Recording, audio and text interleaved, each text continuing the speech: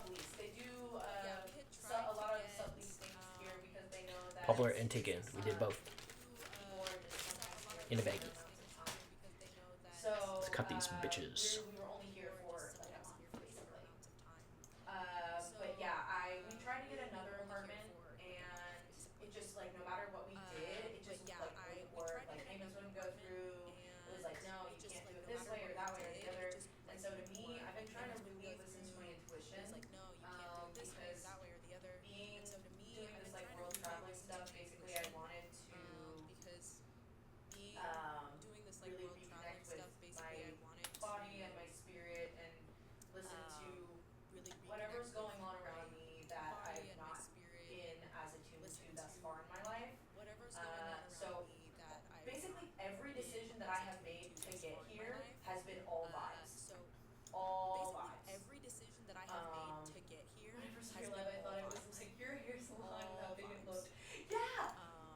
Honestly, it's been really fucking cool. I'll be so fucking real. I searched for a really long time for apartments and then this one popped up and it was like, it may sound like a lot of money, but I come from LA where I shared a four-bedroom apartment with three other people and three cats and I was paying like $1,000 a month for that. For here for a month it was like 860. And again, I have like my own freezer, I have heated floors, I have a bidet. They give you uh all your cutlery and everything you need. Like Yeah, it's a whole kitchen. I have a washer, an in-unit washer, stove, like a full kitchen, like full I'm like set them to stay towels 39. Ticket and stub they moving towards provided station. like shampoo, conditioner, all of those things. Like for and it's a loft apartment that I live in by myself for 860 for a month. So yeah. It was fully not anything Straw other than me hats. just being patient and listening and waiting until something seemed like it was what I was supposed to do. Because the one time before that I had tried to get an apartment before I actually felt like we were supposed to get it, the universe straight up blocked me. Straight up. It was like, nope, you're not supposed to. Rejected. Rejected, exactly. Okay, now we're gonna start doing a little bit more, being a little bit more conscious about the part. Giddy Yeah, up, giddy no, up, giddy up. it's been a really kind of insane experience because I've always been a person to second guess myself and kind of downplay my experiences and whatnot because it's kind of just how I was raised. They didn't want you believing in yourself, you know? So it's the first time kind of in my life that I've really allowed myself to kind of let the universe lead, and it has really, We all Blart mall cop. it hasn't let me down so far. And I started this yes, no, dead ass, right? Just like leave it the way it is and just put them in buns and call it a day. I fucking would too. For real. For real. I fucking would. That's absolutely something I would put into my repertoire. If we weren't literally trying to do a product shoot immediately after this, I probably would leave it like that. Don't know what you say or what you do. Do do do do do do. That's This good is enough for directed me. by Stephen Carr, who's We're gonna playing real fast and loose with this style, guys. I'll be so real. Fast and loose is how I always play.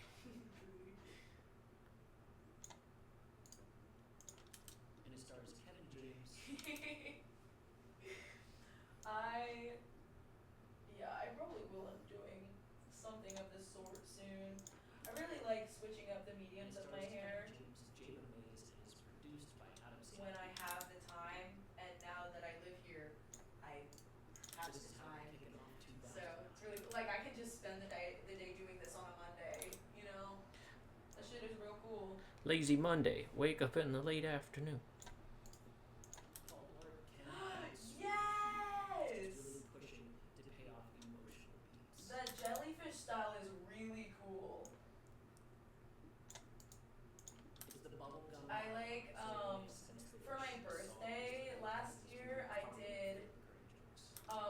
I started doing this thing. I don't use Connect Cologne for my braids anymore. I use yarn. I'm a yarn girly now. So for my birthday, I ended up Kubishime's trying to back. What's wear up, baby? I see regular you. hair in pom-pom, like little bun pom-poms like this, and then I wrapped like braided yarn into it, kind of in that sort of jellyfish-esque style, and then just put some, twisted them into like one of my twists in the front. So I had like two Don't in know the what front you and then I say had or what you do. two or three behind, hanging off my little What you pom-poms. do. Still one of my favorite looks. Versatile design. Oh, If I welcome to the had chat. yarn, I would. Thanks for jumping in. If I had yarn now, I would do it again. Unfortunately, the Adam Sandler trope of using women as trophies to. Buh. But also, I'm probably gonna shave my head soon. TBH. I can't wait. It's gonna be fun.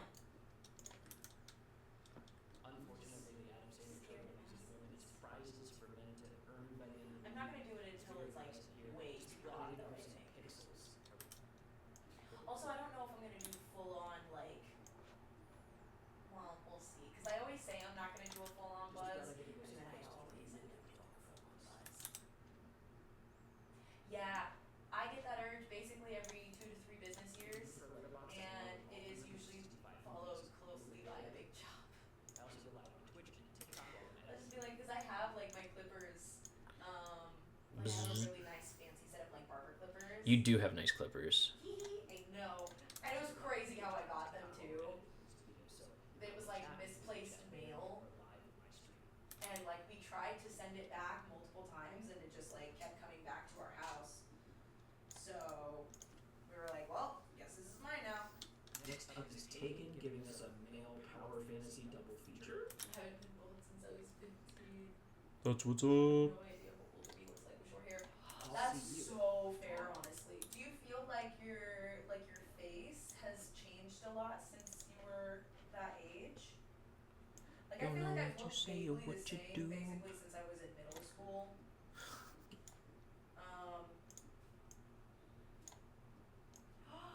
You've never cut your hair. Oh, I bet your hair is beautiful, Gus. I just know it. You know I it. just know it. Your I just letterbox, know I you love it. have the most beautiful hair. But I didn't go see Pixels. The girlies who don't ever cut their hair. It's me. I'm girlies. Yeah, no, first of all, an undercut, that's rad as fuck. I absolutely love that. Necessary for the Super summer. cool. And then also, as somebody who, like, I always shave the sides of my head. Ooh, what? Speaking of which, I hope you're having a nice day. What film did you watch today? What was on the Rasta? Paul Blart Mall Cop. But also, yeah, my face is different.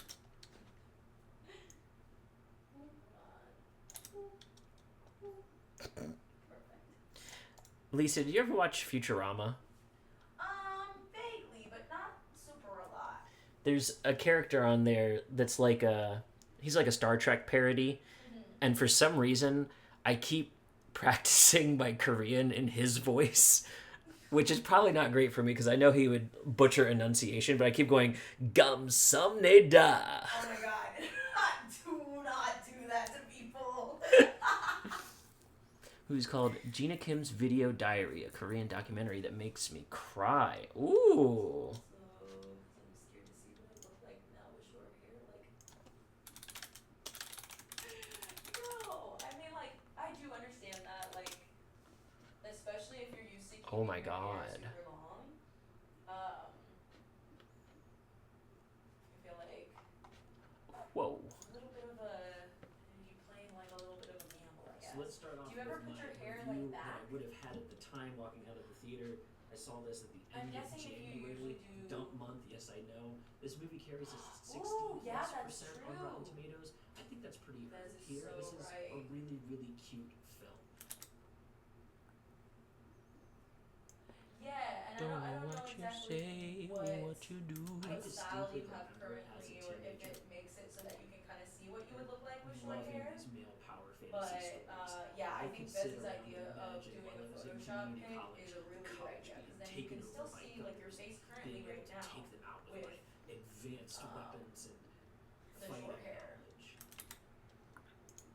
How about you guys? Hope you've been well. We have been well. We went grocery shopping today. So we got a bunch of groceries in the fridge.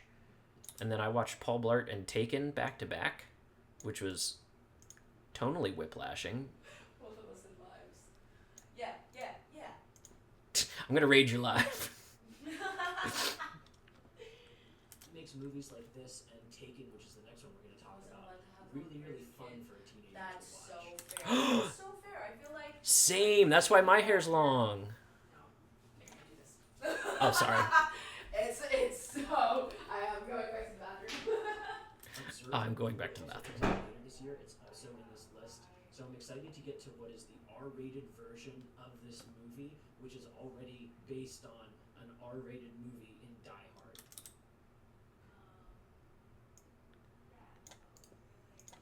The hostage situation thing was just a hot thing for them to do back then. It's really hot right now. When you pull a movie back to make it more four-quadrant family-friendly, though, I think it loses a little bit of something. Our villain here is doing his best. The performance is...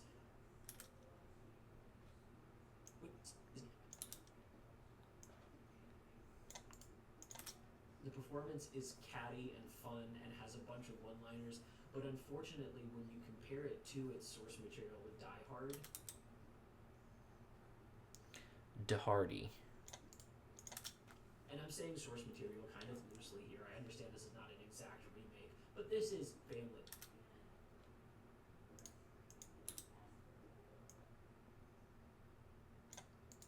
But this is a family-friendly version of that story. They go so far as to do the air vent bit within this movie, much to the...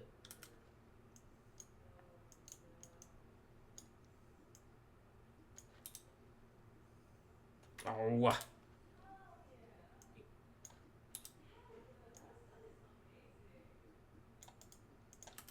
much to a good laugh.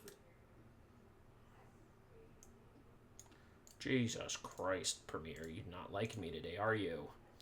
Premiere hates me.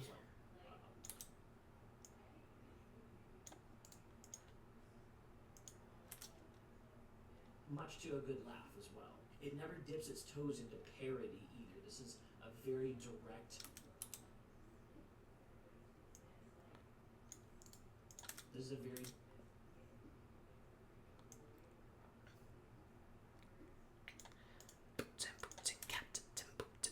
This is a very direct common version of the story. Paul Blart, Mr. Blue Sky, tell me why had Like to I just have to mentioned, make there's for a so lack of really long. intentional camera work that prevents our villain from ever reaching any kind of real heights. I think it prevents some of the jokes from working by just opting to always go for a medium to wide. And I know that's where a lot of the funny stuff can happen, especially with very pratfall-esque humor here. But I think a little more intentional camera work really could have elevated the drama to the point that it would have felt more like a Die Hard. Yes. That was a good point, Seth. Thank you. And yeah, Adam Sandler is known for making movies for men where women are the prize.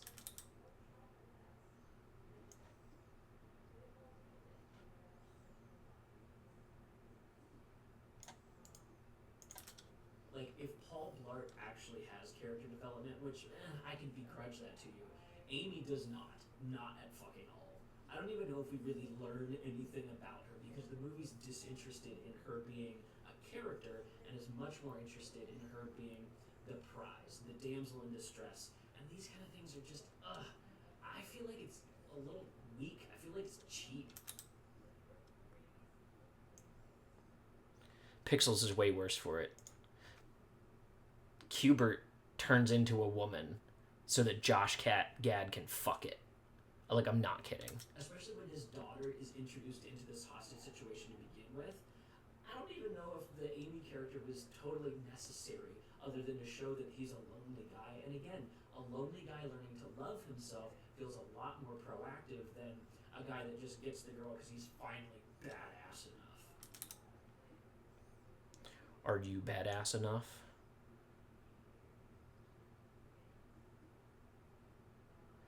Oh my god.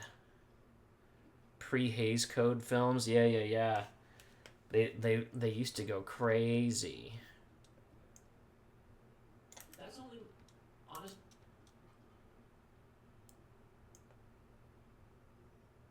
I feel like the old King Kong has a lot more like it would have been rated R if there was a MPAA at the time. Honestly, that's my only real gripe from the movie, apart from the really office feeling stuff. This was a time. Wait.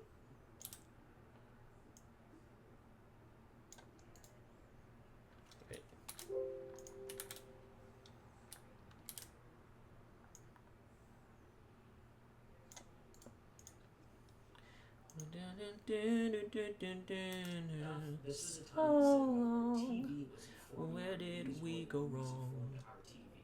Steve Carell and his performance on The Office.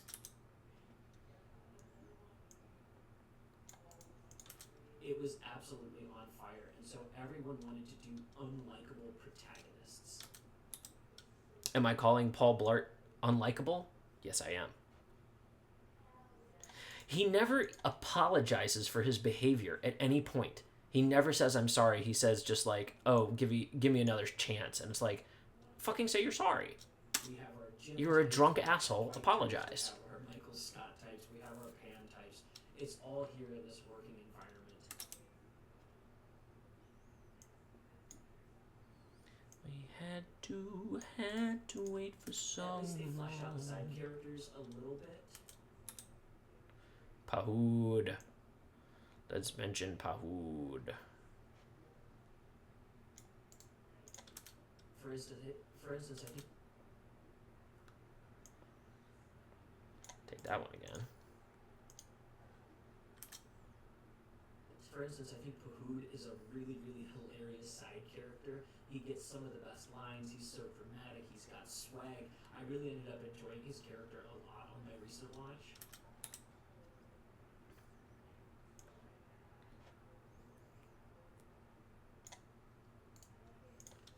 But even within that character, the male power fantasy on display here is really showing up as weak and as insecure as it can present in real life.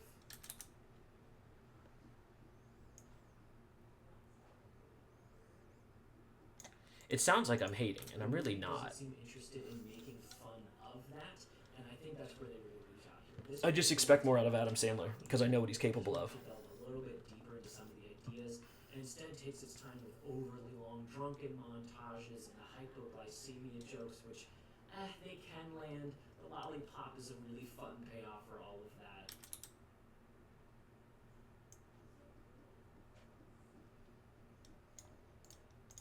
But it's honestly funny to me that the movie opens with him saying that he's happy where he is, and then the women in his life push him further into seeking a date.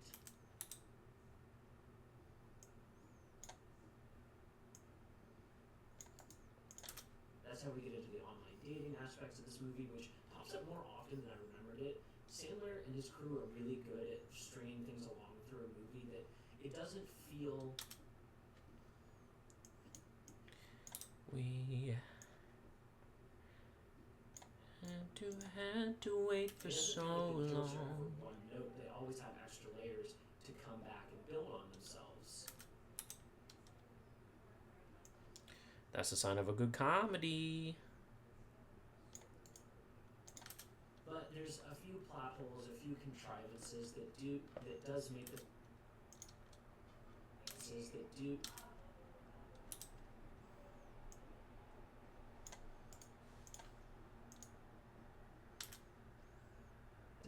that does. I thought, okay. I had two that's. Let's not do that. It does make this a little harder to follow the plot in any way that helps it make sense.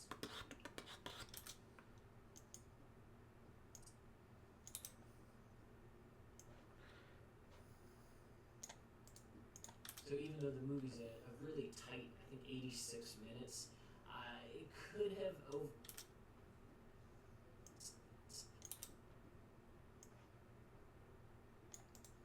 it feels like it sometimes overstays and understays its welcome in different ways.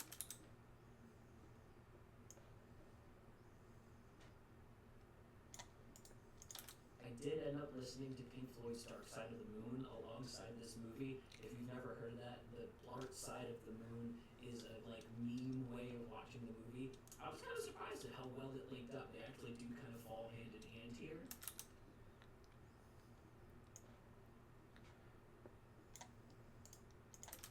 I think that's purely coincidental, but the movie also has a classic rock background. Although all the songs are just one adjacent with covers instead of financing the real songs. That's true. Why they did that, maybe it was a money thing, who knows.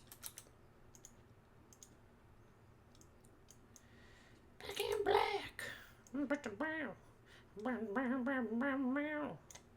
If anybody says classic rock, I instantly think Back in Black. That's like the most quintessential classic rock song. Its bag. This is a cheap movie to make. 25 mil is not a super expensive movie. That's on the bigger end of indie or the lower end of big budget, depending on how you want to slice the bread. Slice that bread. And this made all of its money back and then some. I can totally see why it got greenlit for a sequel. Maybe there's a trilogy to pull out of this. I'm not the biggest fan of Kevin James. I can be. I can enjoy him. And honestly, his physical prowess, I totally forgot. He actually shows up for a really committed role. I think about him bouncing off the plexiglass and throwing his shoulder. His legs pop almost straight up in the air. That's tough to do as a seasoned athlete. Kevin James can really, really fucking throw down. See? I gave the man his credit. I gave the man his due. Oh, I also should have mentioned he does play this role really straight, which is something about comedy. I think it was Bryan Cranston that said your character can't know that there's a joke. The audience can know, but your character has to act as if it's totally straight for the joke to work. And I think I agree with that, especially in this case. This also, oddly enough, reminds me of another movie that we're going to talk about in this year. We're going to talk about Damn, my tummy hurts. in this year, 2009, Extract.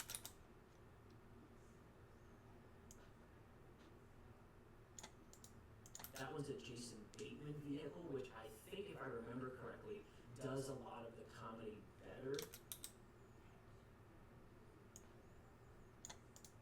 And then, like I mentioned, Observe and Report is the Seth Rogen R-rated version of this, where I think he plays a psychopath, if I remember correctly. So this was a really odd time in theaters, and I was really just trying to go see everything. And I think it's cool the way that so many of these movies were similar to each other, but just a little bit different and adjacent. I've not seen Observe and Report since the theater either.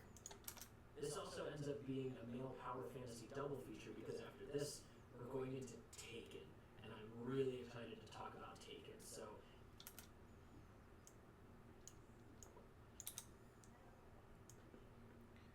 You had to wait for so long. So long. You can also get early access to these over on my Patreon. Where did we go movies I've wrong? talked about so far.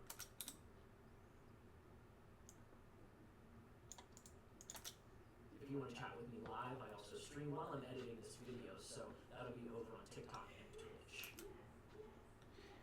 I gotta find a theater here in Incheon so I can go to the movies. I really want to see Other updates are on Blue Sky and Instagram. Thunderbolts. I also post to threads kind of half-assedly. I've heard it was like the MCU actually trying.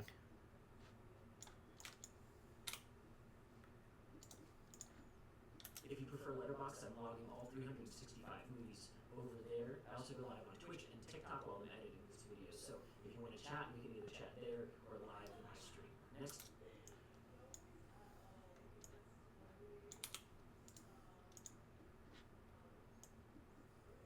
See you. Movies over there. I'll see you. Tomorrow. Tomorrow. Okay, easy. That was a quick chop. I had to keep these short. I had to keep these short. I did 2 movies in a row because I missed yesterday. I didn't miss. Which directors do you find to be your favorite? Ooh, great question. Really, really great question.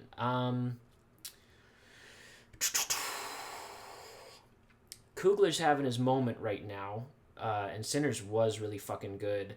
I'm not a big fan of the Creed movies, but only because it's not like I don't. It's not my bag. It's not that I don't think they're good movies. So,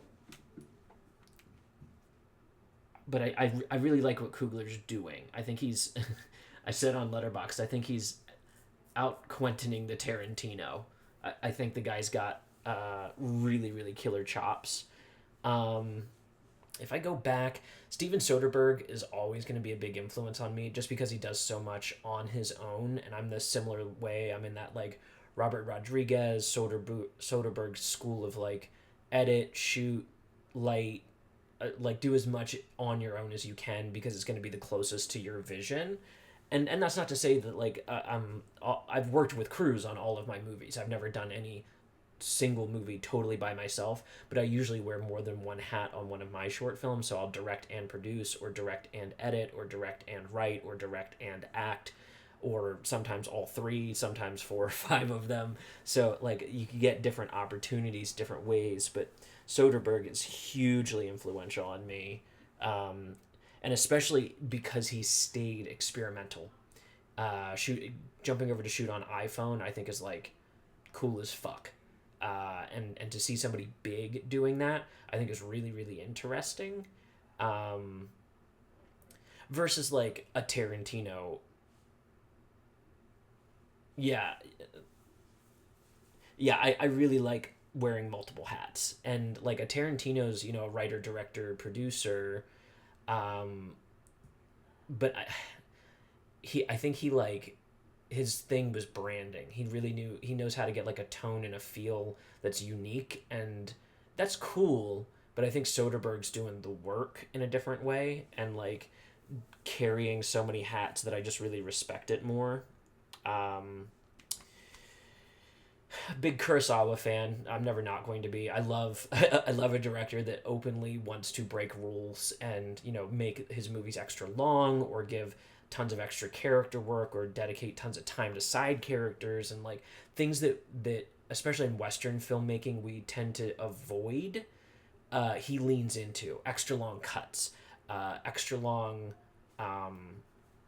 holds on shots, environmental storytelling, those kinds of things. Set design is really deeply important to him, and I think that's really cool. Like Kurosawa loves every aspect of filmmaking, and I find a lot of Western filmmakers are making products, and there's like a slickness to that skill, which is cool. But I'm much more interested in like more Eastern styles of storytelling, where like you don't have to have a 3-act structure, you don't have to plot in a certain way, you don't have to hook your audience. You really can just sit for the first 45 minutes and just kind of experience the world and the characters before the plot kicks off for real. And like I say that also, like I love Lone Wolf and Cub. That's a fucking tight 3-act 90-minute movie, and I love a movie like that. That's a really anime movie, pre-anime too. But I'm big into Kurosawa and like Eastern filmmaking styles. That's why I'm excited to be here in Korea. I love Korean filmmaking. Bong Joon-ho, another huge influence, and he's a guy that can run from like blockbuster 4-quadrant all the way into thinking man, Oscar bait type stuff. I loved Parasite. I'm a big fan. Yeah, Lone Wolf and Cub the manga, so excellent. That type of story is still super popular now, right? Like that's basically all The Mandalorian is. And so I'm really curious to see what they do with this movie coming out, to see if it's very Lone Wolf and Cub inspired. I could see that happening. Park Chan-wook, I love him. I just saw Stoker. I just saw Stoker very recently. Oh, what a great fucking movie. Holy shit, it's so good.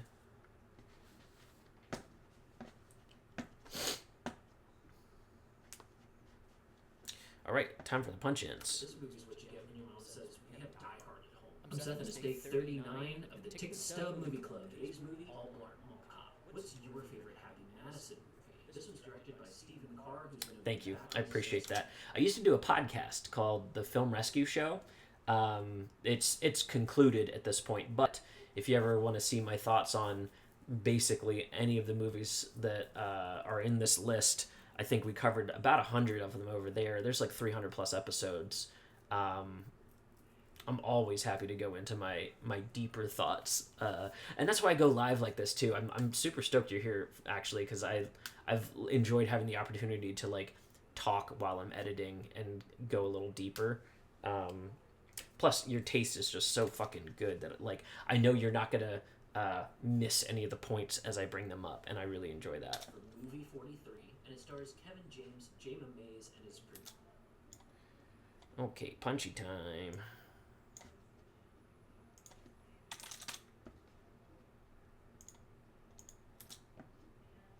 The Madison movie. This was directed by Steve.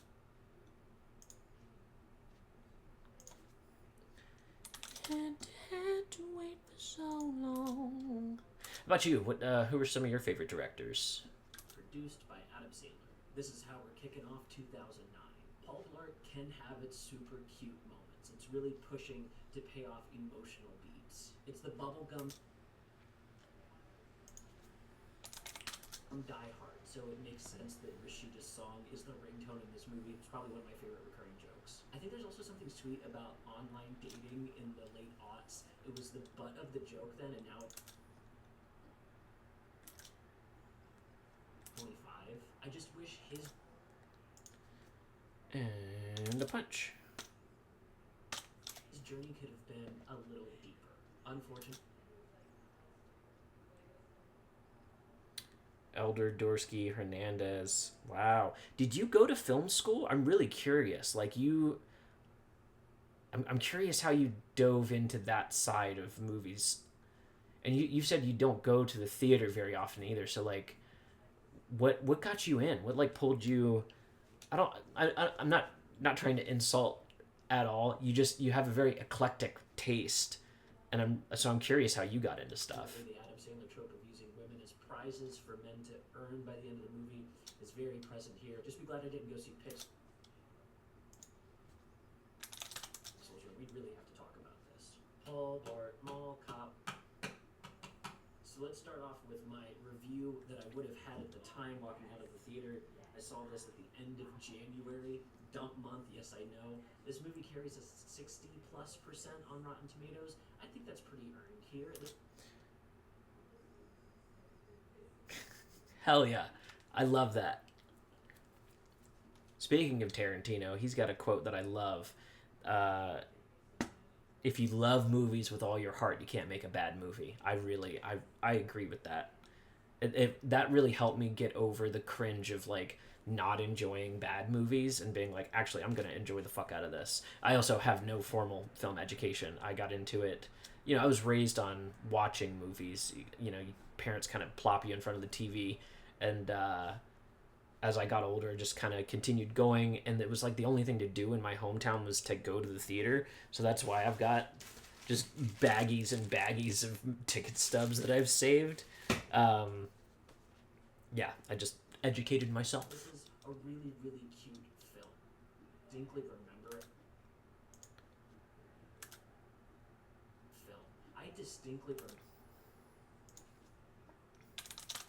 remember as a teenager weapons and fighting knowledge. That makes movies like this and Taken, which is the next one we're going to talk about, really, really fun for a teenager to watch. Observe and Report also.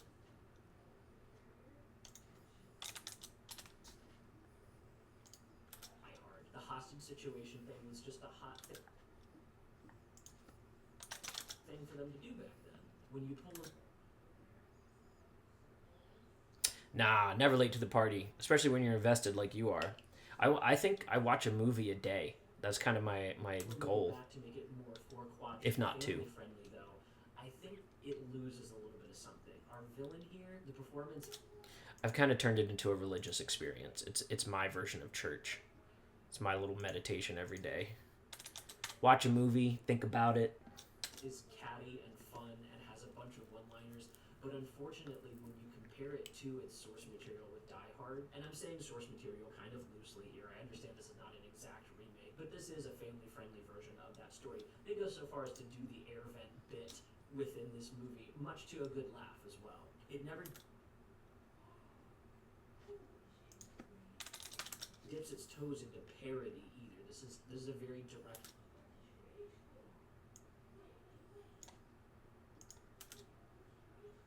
parody either. This is the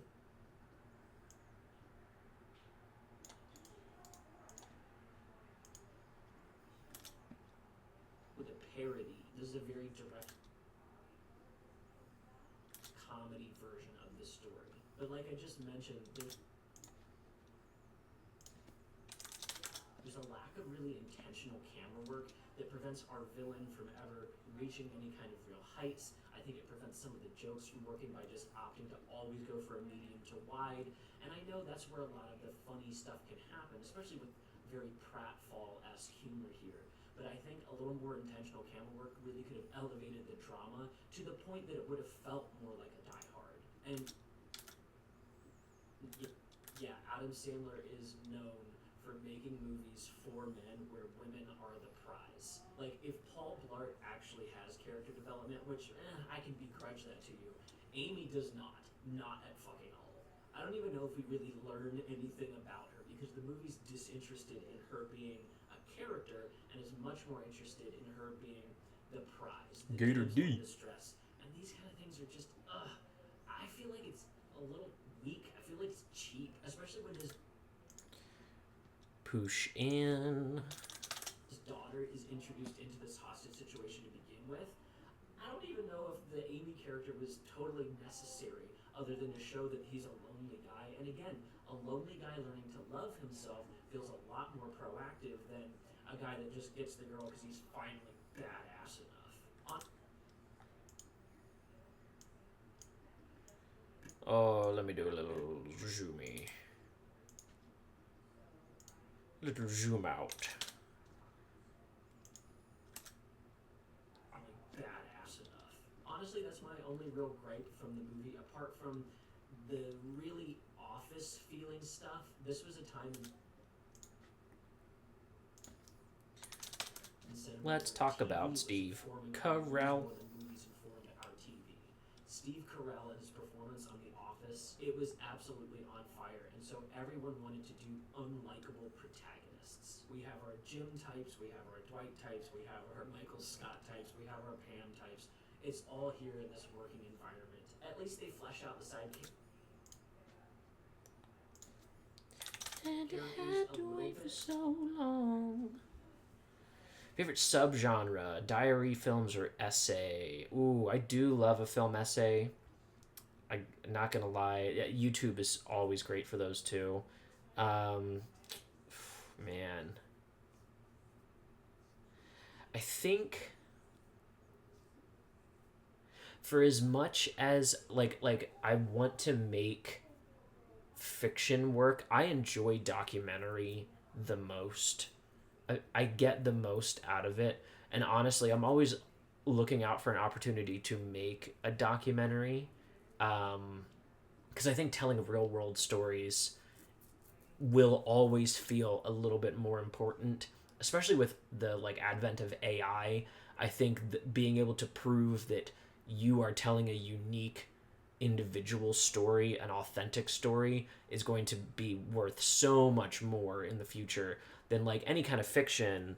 I mean, fucking this new Google shit is you'll be able to make a live action Dragon Ball Z because they storyboarded the whole fucking thing in the anime, and then you can use that kind of stuff to convert it over, and you can get voice acting out of it now, and that stuff will be entertaining in the future. Documentary will always be more enrapturing, I think. Telling a real human story that could only be told on our Earth in our timeline, that I think is always going to feel more important. Yeah, and an experimental documentary is now you're getting into the meat that I really enjoy. For instance, I think Pahood is a really, really hilarious side character. He gets some of the best lines. He's so dramatic. He's got swag. I really ended up enjoying his character a lot on my recent watch. But even within that character, the male power fantasy on display here is really showing up as weak and as insecure as it can present in real life. The movie doesn't seem interested in making fun of that, and I think that's where they really reach out here. This could have been a 10 out of 10 comedy if it just wanted to delve a little bit deeper into some of the ideas, and instead takes its time with overly long drunken montages and the hypoglycemia jokes, which, That's a deep breath. I don't know if I need to keep all that. They can land. The lollipop is a really fun payoff for all of that. But it's honestly funny to me that the movie opens with him saying that he's happy where he is, and then the women in his life push him further into seeking a date. That's how we get into the online dating aspects of this movie, which pops up more often than I remembered it. Sandler and his crew are really good at stringing things along through a movie that it doesn't feel like the jokes are ever one note. They always have extra layers to come back and build on themselves. But there's a few plot holes, a few contrivances that does make this a little harder to follow the plot in any way that helps it make sense. So even though the movie's a really tight, I think 86 minutes, it feels like it sometimes overstays and understays its welcome in different ways. I did end up listening to Pink Floyd's Dark Side of the Moon alongside this movie. If you've never... Oh, yeah. Slow Cinema. Gus Van Sant, I think, popped up on our podcast a couple times.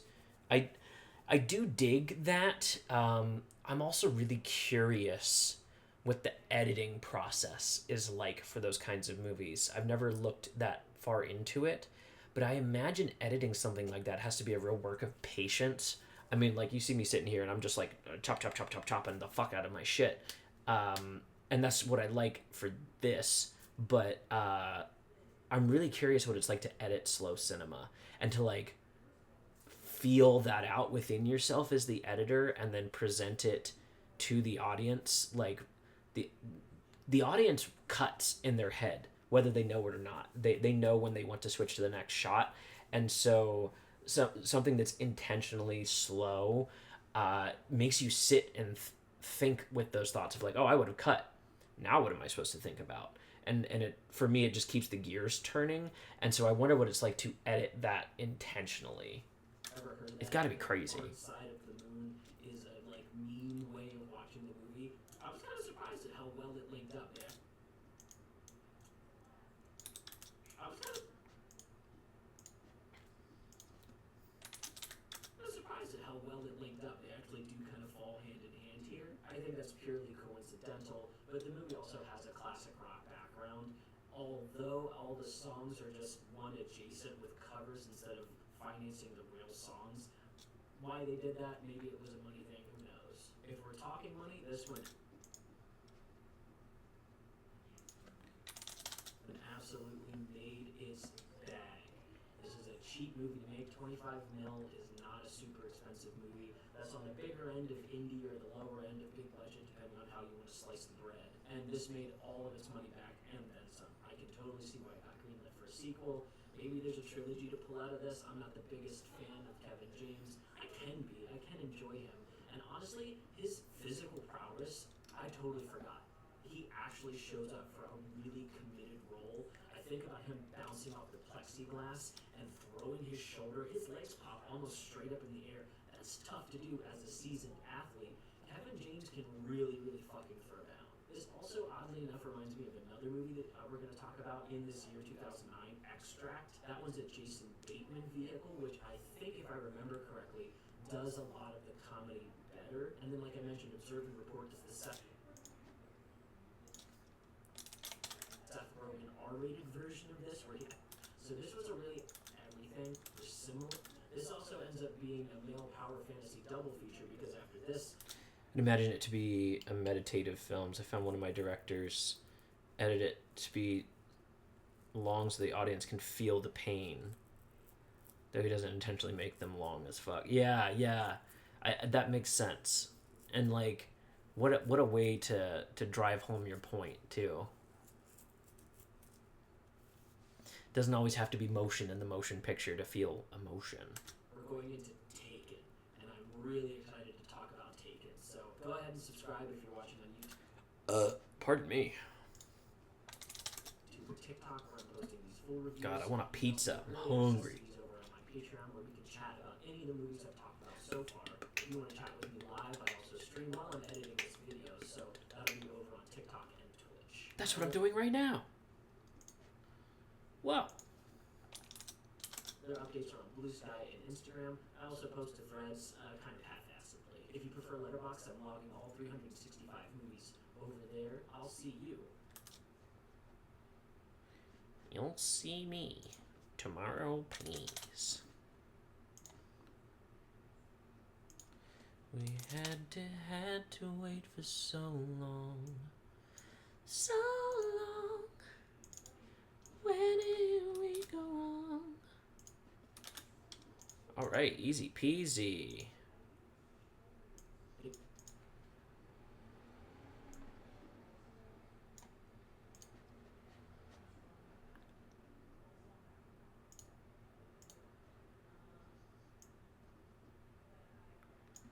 This movie's what you get when your mom says we have Die Hard at home. I'm Seth, and it's day 39 of the Ticket Stub Movie Club. Today's movie, All Blart Mall Cop. What's your favorite Happy Madison movie? This was directed by Stephen Carr, who's going to be back on this list for movie 43.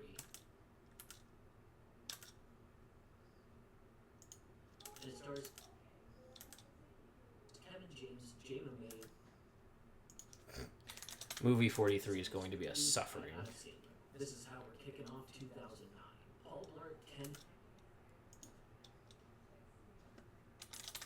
have its super cute moments. It's really pushing to pay off emotional beats. It's the bubblegum Die Hard, so it makes sense that Rashida's song is the ringtone in this movie. It's probably one of my favorite recurring jokes. I think there's also something sweet about online dating in the late aughts. It was the butt of the joke then, and now it's the number one way for people to meet in 2025. I just wish his journey could have been a little deeper.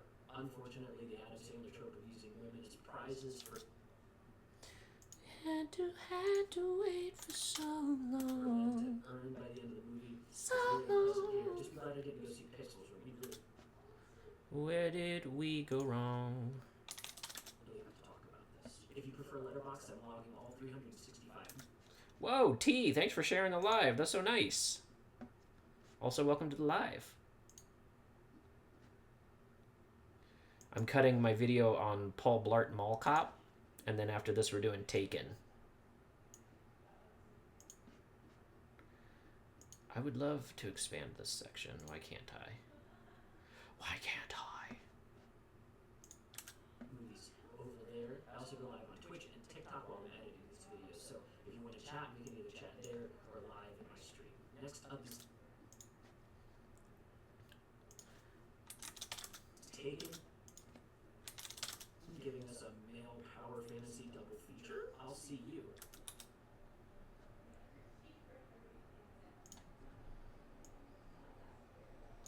See you. Tomorrow.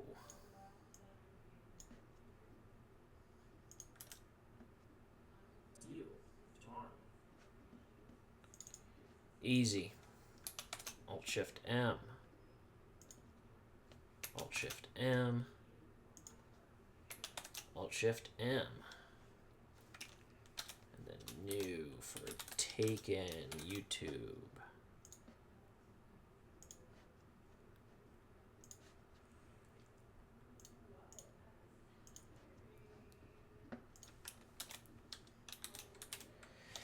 Taken TikTok.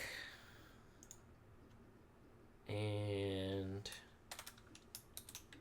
Taken short.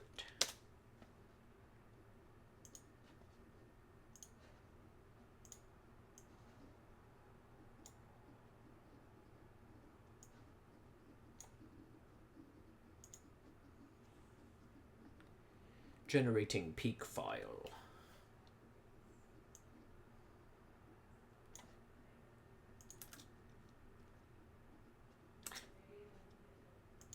almost forgot. Gotta color my video before I start cutting. Gotta color first.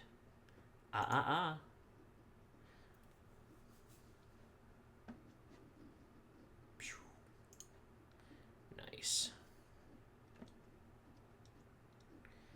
Fred Garvin hanging from a cliff, and that's why he's called Fred Garvin. But it'll never recreate the moment that this movie brought to the zeitgeist. Can we do that better? Maybe Google VO3. Yes, we can. Maybe Google VO3 could reproduce any part of this movie, but it could never reproduce the zeitgeist that Liam brought. But it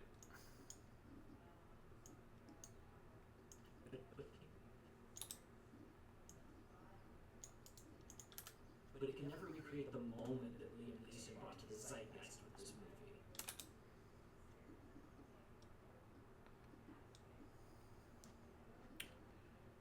Okay.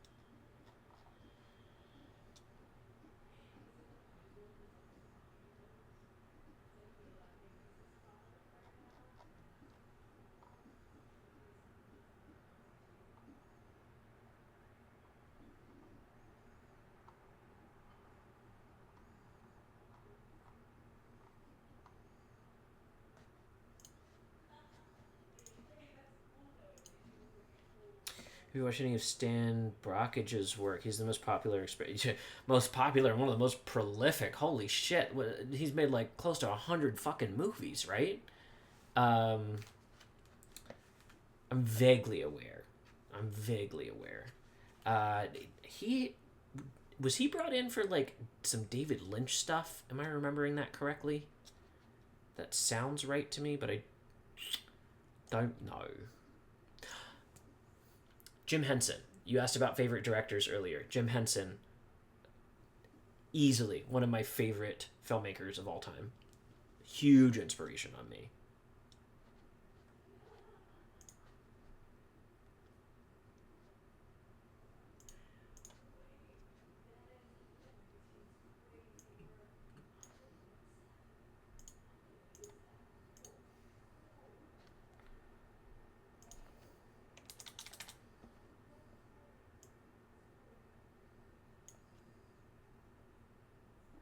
I've only watched 59 films.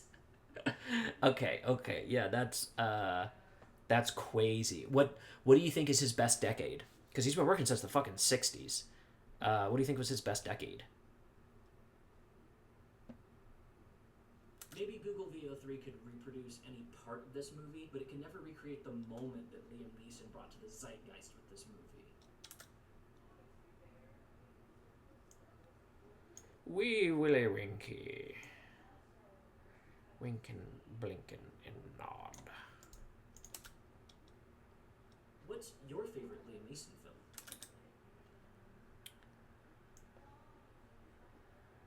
What's your favorite Liam Neeson film?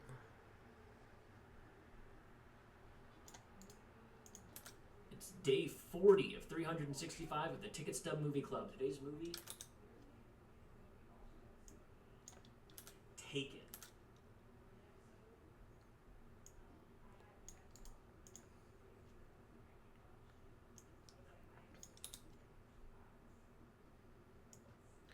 '90s. Yeah, had a grasp on his style and just made a whole lot work.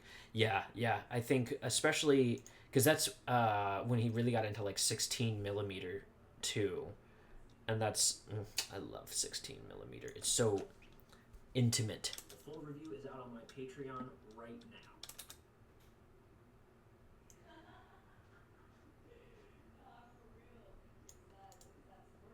This was directed by Pierre Morel, who'll be back on this list with From Paris with Love, and it stars Liam Neeson, Maggie Grace, and Famke Janssen. First try on that take, too. Hell yeah, brother. Hell yeah. Oh, hell yeah. While I do see how Liam Neeson going action mode really brought this movie into the forefront,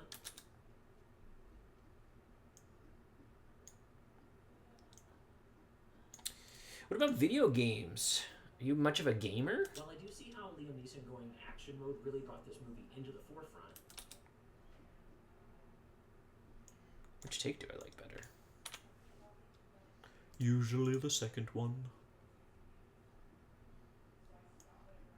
It's always my goal on set to do something in 5 takes or less. and I won't begrudge the more visceral elements of taking revenge against human traffickers. I'm here for that.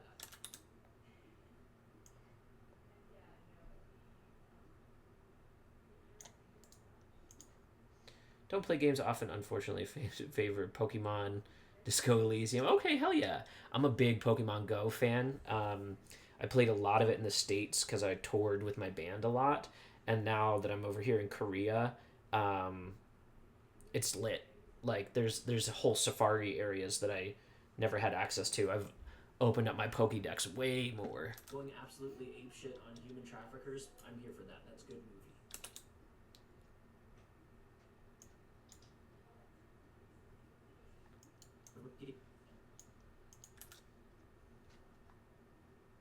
I won't begrudge the more visceral elements of taking revenge against human traffickers.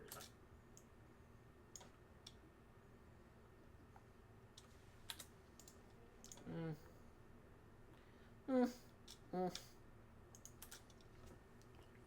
this movie into the forefront, going after.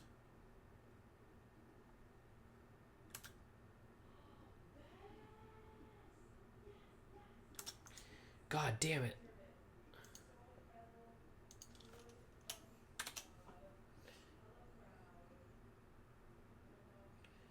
Where did we go wrong? Movie into the forefront, going absolutely apeshit on human traffickers. I'm here for that. That's a good movie.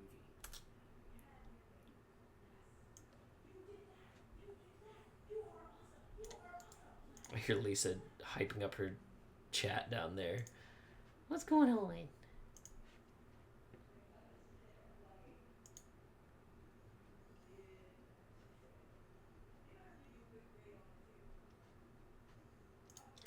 On the other hand, this is at times a really sad reflection of the male power fantasy.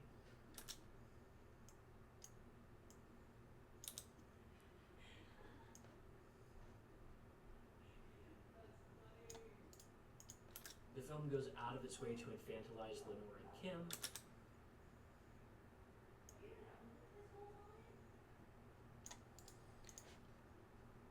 Where did we go wrong? Do do do do do do do. Placing Brian Wills firmly in the I know better than you dumb women camp.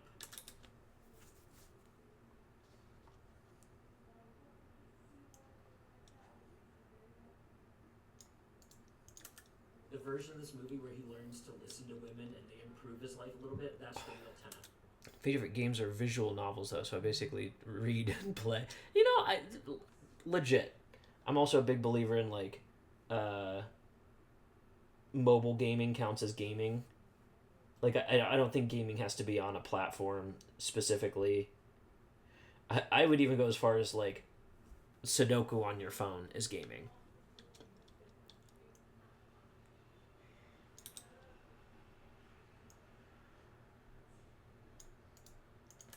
I have a running list of these movies over on my Letterboxd.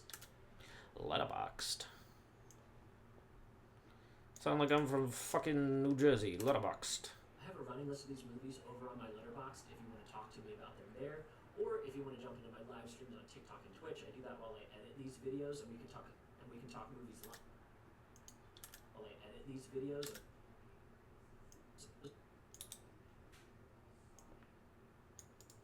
And we can talk movies live. Like me and Kubushime do all the time now.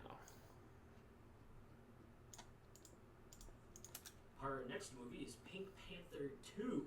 I will see you tomorrow. I can't believe it. I can't. Ugh. That movie's gonna be so bad. Fact checker just joined. Oh no! Don't say anything that's not a subjective opinion. All right.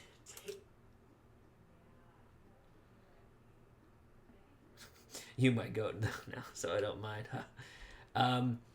If you ever want to check out my short films, they're over on YouTube. If you look up Montresor Media, that's my little media company, and I put all my shorts over in there. Fuck Yo Feelings. Great name. Welcome to the chat. No, Kubushemi, you're my goat, buddy.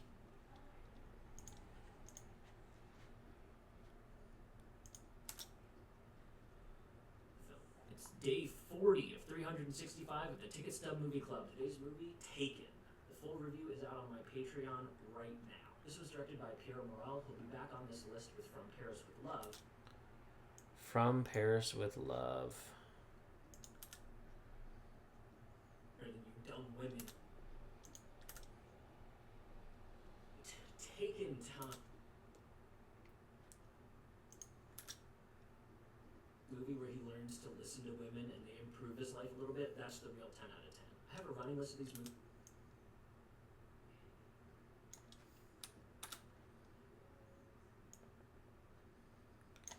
Throw this out on the end here. Because I just like to recycle the end.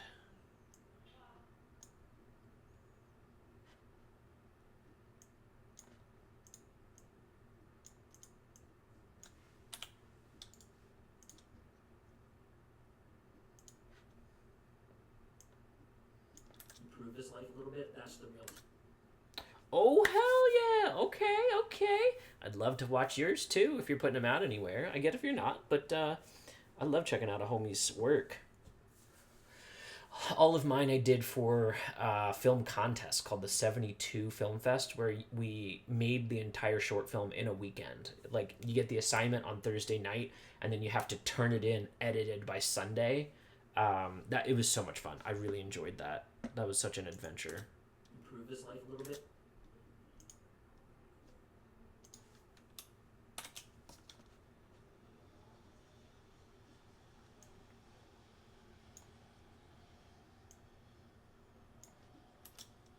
Improve his life a little bit. That's the real 10 out of 10. All right, Taken time. This was a moment in cinema.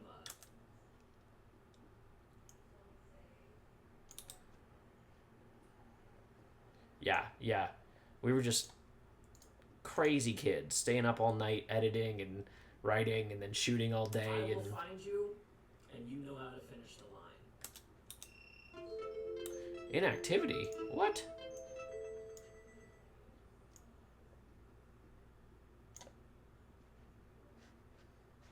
Okay, TikTok Live. Tell me what I'm doing wrong.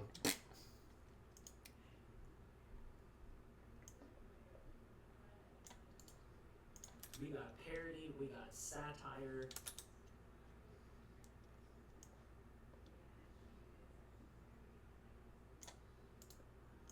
Everybody wanted in on a piece of the Taken action. This movie just really grabbed the zeitgeist because I think it was expressing something that we all want to see. I think it was expressed. Just really grabbed the zeitgeist because I think it was. Because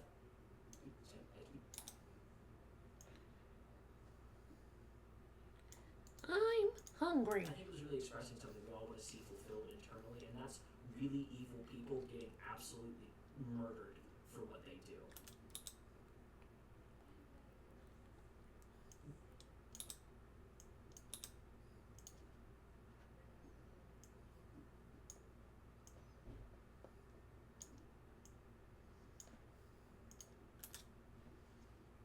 Absolutely murdered for what they do.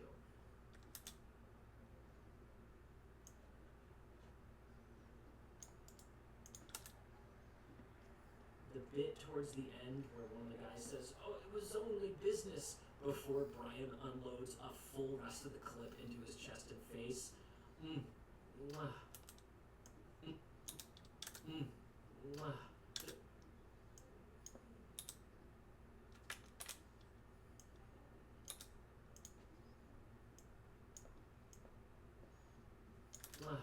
Just feels so good.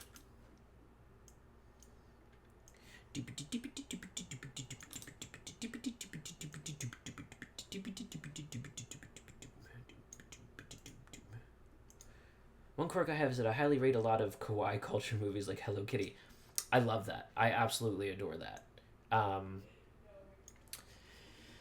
Big animated Barbie movie fan over here. They've actually been making like really, really excellent storytelling.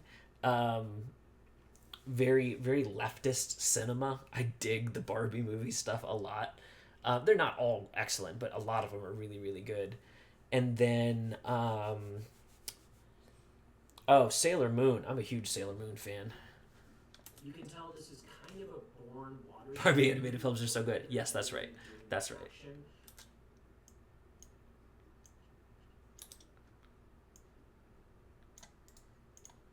People look at me and they like assume film bro, and then you get surprised real quick when you find out what I'm willing to check out. Liam Neeson's bringing something a little harder, a little stronger.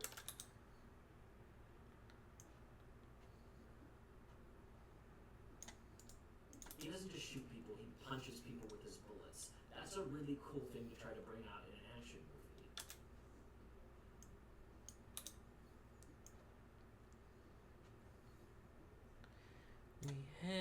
We had to wait all for of this so movie has become part and long. parcel for this kind of storytelling. I even think about Equalizer 3, which came out a few years ago.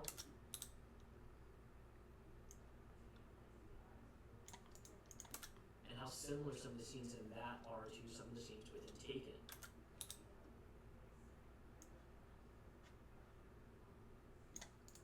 I brought up Die Hard in the Paul Blart video yesterday, and I think this one honestly is closer to.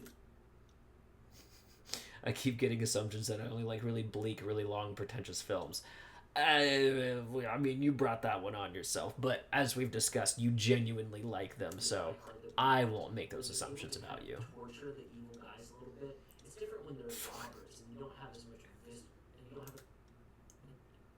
As well, you should give them the stars they deserve. Different when they're robbers and you don't have as much and you don't. And you don't have. And you don't have. Right there, maybe? Robbers, and you don't have as much vitriol for them. But when they're human traffickers, when they're sexual assaulters, and seeing those people get absolutely electrocuted, crushed, shot, punched out, choked.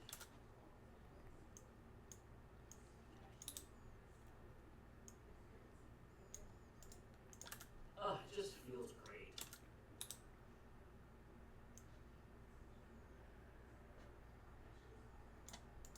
This also spawned on an entire new generation of Liam Neeson old guy action mode movies.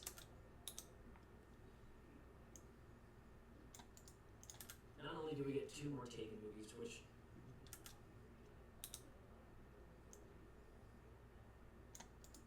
depreciating results off of those. By the time we get to the 3rd one, it takes 15 cuts for him to jump over a fence. And we get lines like, well, So funny. I was so entertained by it, even if it was bad, in my opinion. Yeah, no, it's rewatching it last night. I've seen it a bunch of times, but like, you know how sometimes you might like not be fully checked in on a movie. I was really going out of my way to stay checked in on it, and the action really, really holds up, and the rest of it is really milquetoast. Like, some of the dialogue scenes, I'm like, what the fuck are we doing here, guys? Like, honestly, a more frenetic, hardcore Henry type thing could have been even cooler, where he just, like, doesn't talk, and we're just watching this, benevolent serial killer. I think that could have been cooler. Like, there's no deeper message. It's just really man, it feels good to watch bad guys get the fuck beat out of them for being bad guys, and these are extra bad guys. And yeah, I get that. It's fun. We're Russians. Let's go drink vodka. Ugh.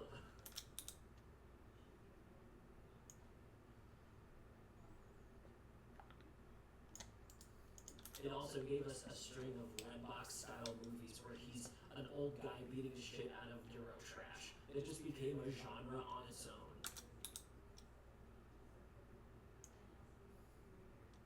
Taken on a plane. Taken. But he's got Alzheimer's. I also brought up in Transporter the fact that that movie has a really feminist read and take to it, and I find it interesting that this movie is the exact opposite.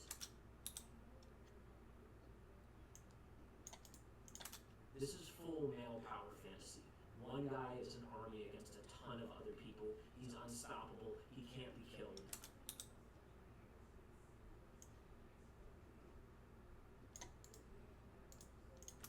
And we want that because his mission is pure. He's a father trying to rescue his daughter.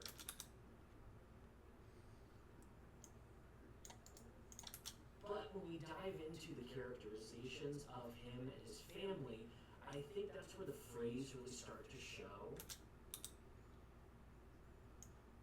Yeah, some of the dialogue between him and his wife is like laughably bad. The opening of this movie where he shows up to his daughter's birthday is borderline hard to watch as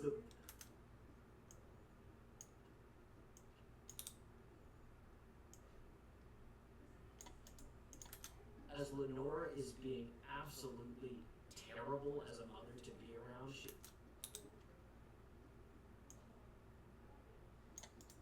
The characterization of... What am I trying to say here, buddy? Her characterization is totally infantilized, totally...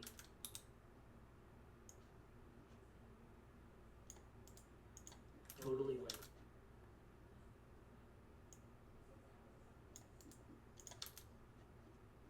totally like mom aggro.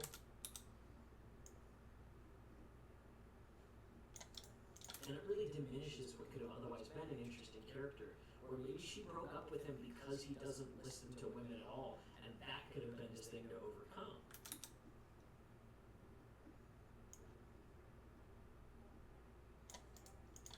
Instead, he's just right about everything, all the time. He's always right. We should have listened. We should have listened, right?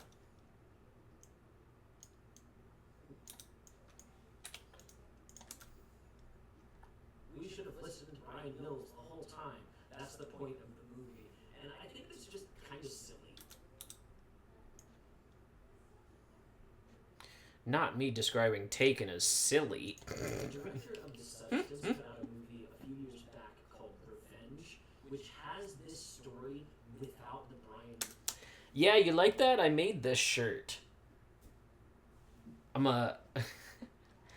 the anime's a little fan servicey for me, but I couldn't resist making a like jokey ampersand shirt.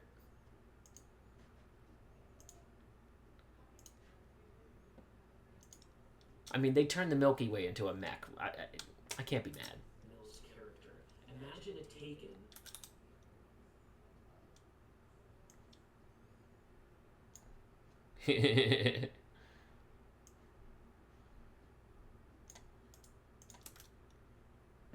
Imagine Taken, where Kim is the one getting the revenge.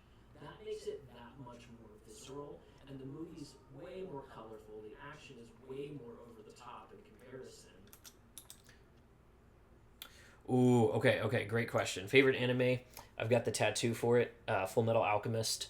Untoppable in my opinion. If I ever get a chance to do like a live action adaptation, I would do it in the style of Peter Jackson's Lord of the Rings, and I would do that shit as 4 movies. I bet it would be so much fucking fun. I love Full Metal Alchemist. I also have a bunch of Miyazaki tattoos. I have a sleeve on my leg of a bunch of his movies. Yeah, Brotherhood, so fire. I like the original too. It's just a little odd, and I like oddities. I have a soft spot for oddities. Let's see. What else do I love? I love Death Note. I know the second season's not quite as good, but I do really love Death Note. One Piece. I'm a giant One Piece fan. I'm all caught up. I know it's a lot. I won't do the whole evangelism of One Piece on a stream, but I do love One Piece. You know what kind of shit this director can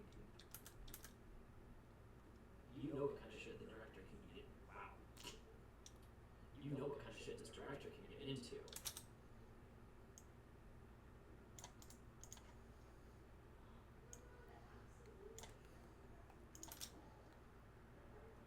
If you've seen the substance. Delete. Water 7. Oh yeah, you're in the good shit. You're in the good shit. I highly recommend checking that one out if you enjoyed Taken.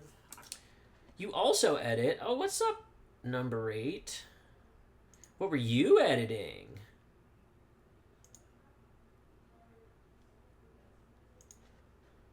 This is what I do. As soon as I'm done recording my YouTube video for the day, I like to jump over here and start cutting for everybody.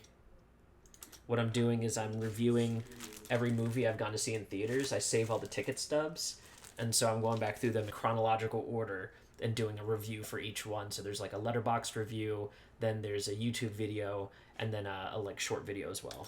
By an inch, but it definitely didn't get the day in the spotlight that Taken did for having totally quotable lines to the point that Family Guy, I think, has done the bit at least 3 times now. Short film for school assignment. Oh, hell yeah. Are you in school for film?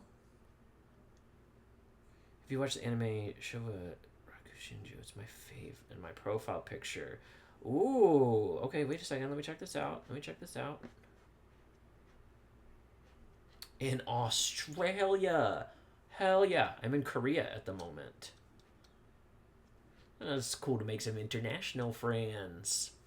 What's your goal with you trying to get a degree? What do you want to do? That sounds fun. All right, what is this called? Shogun Roku. I think I have heard of this one. Yeah, I love that animation style. The first Reddit thing that pops up. Why don't more people talk about Showa? Fair.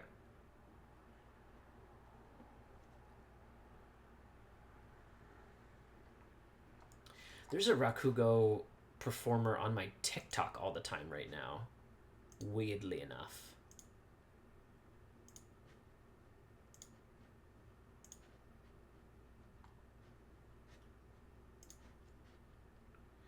Moving from post-production into producing, so studying for a diploma. Whoa, look at that. How distracting. Yeah, I have to jump back and forth between the two, but honestly, every 15 minutes or so, I need a break from the editing anyways. Because right now, I'm just literally pulling out empty gaps and stuff from the film. Yeah, post-production's fun. I really enjoy post-production, but the producing side of things, that's a whole different beast. And if not in our cartoons, even in other parody movies, they tried to ape the scene that was invented in this. Seeing it flow in... And I'm going to put a cut there. Seeing it flow in context, I forgot how much that scene works. It is really, really well crafted to lead up to that point. The lighting is super moody. The meme just creates itself. Liam Neeson's Nissan. Liam Neeson's Nissan. A Nissan and a Nissan. I do think this one deserves its spot in the zeitgeist. Taken. Well, I wish you the best of luck on getting that diploma. I went to YouTube University for all of my filmmaking. It's been a fuck around and find out film adventure for me. And I love it. I wouldn't have it any other way. No, I totally agree. I think especially if you want to like direct or produce, you need to have an understanding of every single department just to be able to communicate your ideas better. I was just talking about The Spirit directed by Frank Miller. and the man's not a director. He's a writer. He's a decent enough writer, but he's not a director, and you can tell he didn't know how to communicate with his different departments. And so a lot of the filmmaking is good but disjointed, and then the tone is just not there at all. And that's the kind of stuff you have to be able to learn to like communicate what you're trying to communicate. I had also forgotten how charming he can be. There are times where when he's smiling it up as a dad and working with the other singer, there are really cute moments that this movie brings some heart to him. Brian Mills must rescue his daughter. He's also got his group of buddies that he hangs out with, and I think something like that does add to a character overall to show that he's not just a lonely guy. That was a lesson I learned working on a feature I was doing in Salem, Massachusetts. I didn't know lighting very well at the time, and so I really invested in like communicating with my lighting department and learning from them. It helped me so much. But all of his buddies end up being just Brian Mills clones anyways, and I don't know. Yeah, no, absolutely. Any filmmaker's in the same boat as me, and so I'm a water raises all boats kind of guy. I like when we're cheering for each other. Sound design. And you know what? That's one that I get. I was in podcasting before I got into film, and so I learned a lot about sound design from that end. And so lighting became my weak point. We all have our weak spot, you know what I mean? And that's the fun of filmmaking, is like you can have a weak spot. If you're aware of it, you can communicate that to the right people, and they can fill that in for you so well. Maybe it's just the old film rescue into. Maybe it's just.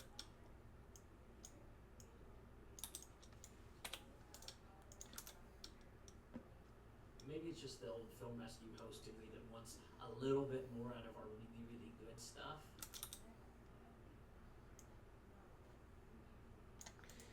Apparently the world thought this was good stuff because this movie made all of its money back and then some.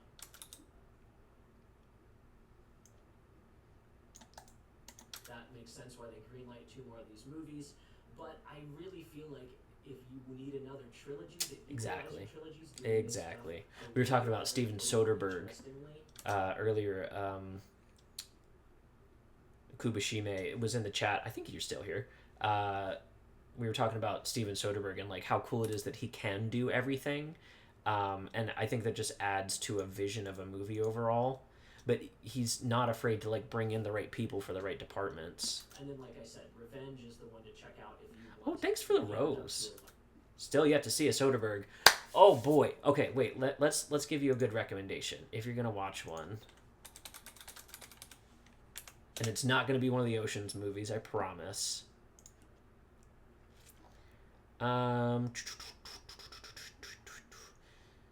You're the experimental fan over there.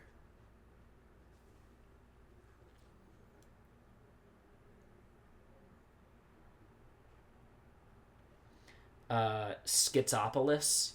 I feel like you'd really dig Schizopolis.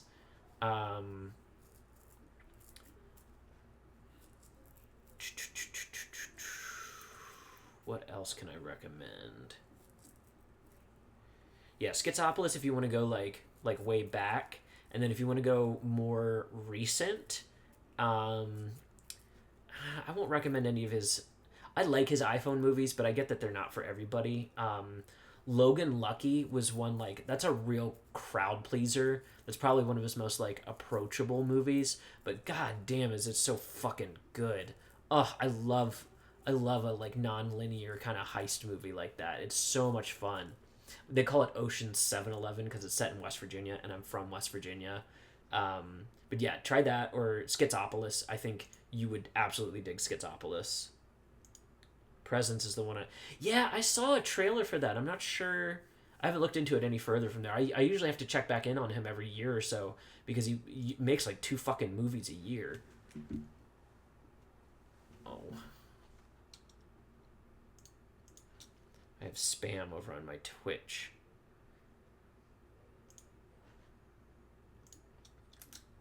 Version of this story. Yeah, sometimes 2 a year. Like he can really crank out, because again he makes movies on an iPhone. Skeleton Crew. COVID did not stop that man.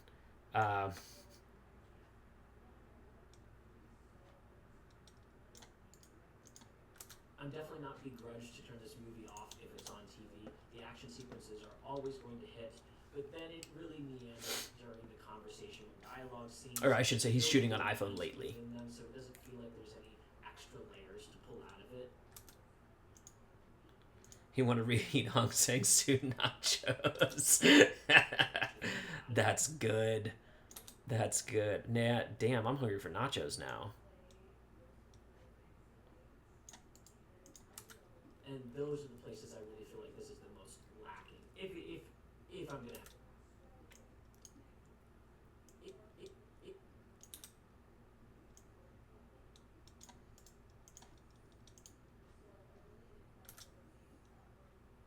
Lacking. If I'm gonna have any critique at all, this is one of those movies that like I'm so happy to see it on that maybe I don't even have to critique it, but I wanted to do it for this video specifically. For the nachos in Korea. You know what? We are lacking in Mexican food over here. I'm not gonna lie. I found one Tex-Mex place that I probably could get nachos at, but like, I'm a big fan of like legit Mexican food. I was in LA just before I moved here, so like the tacos, the nachos, the burritos, the quesadillas, so good over there. And so there's just, but then like Korean food's legit and excellent here. So I've just been enjoying the fuck out of bulgogis and lots of K barbecue. I fucking love a fermented kimchi with some like pork. I'm hungry. I'm editing hungry right now. I should not do that. That's what I'm saying. I'm a foodie. I'm a foodie.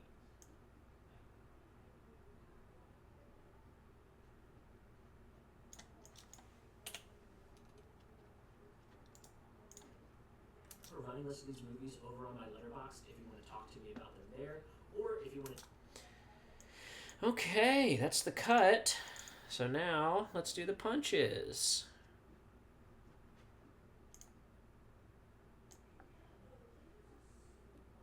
Maybe Google VO3 could reproduce any part of this movie, but it can never recreate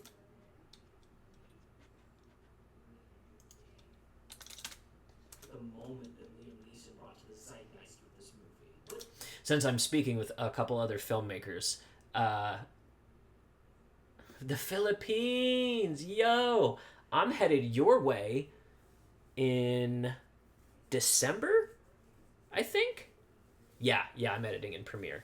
I edit in Premiere and Camtasia and DaVinci because I shoot on Blackmagic, so I'll edit my shorts in DaVinci.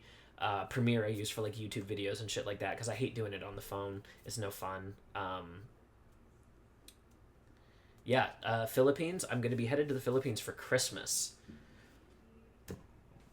I have a friend whose family's from there. I have to find out where in the area she's from. I'm not super familiar with it. I'm kind of like along for the ride. My friend Lisa, who you've seen in the streams, this is their best friend. She's from the Philippines, and we're gonna go to her place for Christmas and spend Christmas there. So I'm Korea, then Japan, and then the Philippines for a minute, and then who knows where from there. But I'm just kind of like tagging along because I work remotely and I get to just bring it with me. So I'm kind of Lisa's bodyguard when we go out on the town, and then I come home and I cut my videos. Your favorite Liam Neeson film? It's day 40 of 365 of the Ticket Stub Movie Club. Today's movie, Taken. How about you? What are you cutting in? Number 8? The full review. No.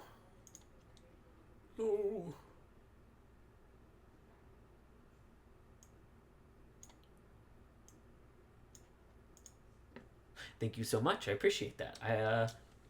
Maybe if we're still Premiere Now, I was using Avid. I've never touched Avid actually. Do you like it? I've been thinking about getting into a different editing software. DaVinci for grading. Yes, that color grading software is so good. The nodes take a little bit to figure out at first, but Full review is out on it's nice. Patreon right now. This was directed by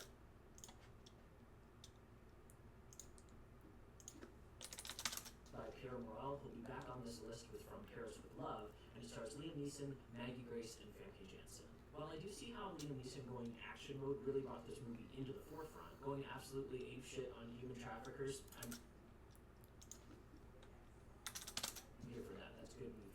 On the other hand, this is at times a really sad reflection of the male power fantasy. The film goes out of its way to infantilize Lenore and Kim, placing Brian Mills firmly in the I know but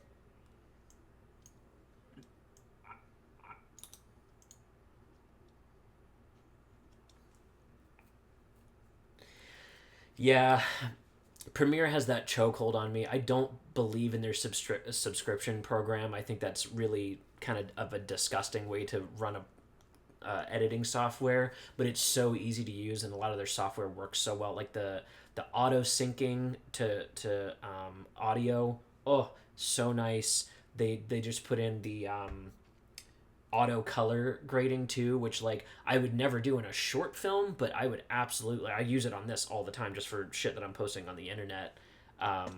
It's just too easy. Overall, it's a bit clunky. I'm still used widely in the industry. Yeah.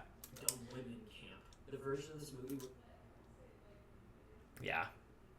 Yeah, and being able to jump from that over into Audition to edit my audio, that's super, super nice. Those communicate with each other really well. The media encoder I use all the time to like offload the stuff onto my GPU that I love. So yeah, it's got too many advantages, but like $40 a month, I'm paying hundreds of dollars a year for this shit, and it's like I think it's worth $250 a year, you know? Where he learns to listen to women and they improve his life a little bit, that's the real 10 out of 10. All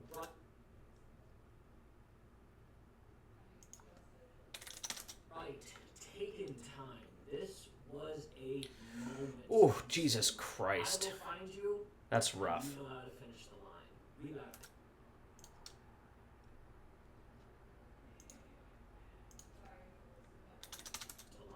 We got parody, we got satire, everybody wanted in on a piece of the Taken action.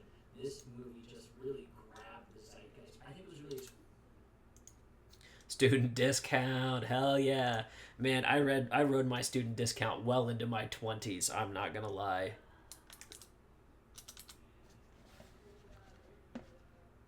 Because fuck them, that's why. expressing something we all want to see fulfilled internally, and that's really evil people getting absolutely murdered for what they do. The bit towards the end where one of the guys Murdered. says, "Oh, it was only business," before Brian unloads a full rest of the clip into his chest and face.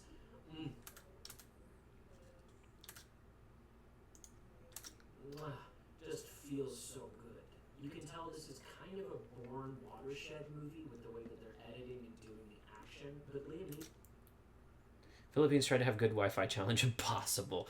Oh, that's rough, homie. Korea has Wi-Fi fucking everywhere. Every bus has Wi-Fi, so I'm able to like. I haven't got an eSIM yet since I've been here. I've just been relying on bus Wi-Fi. He's bringing something a little harder, a little stronger. He doesn't just shoot people.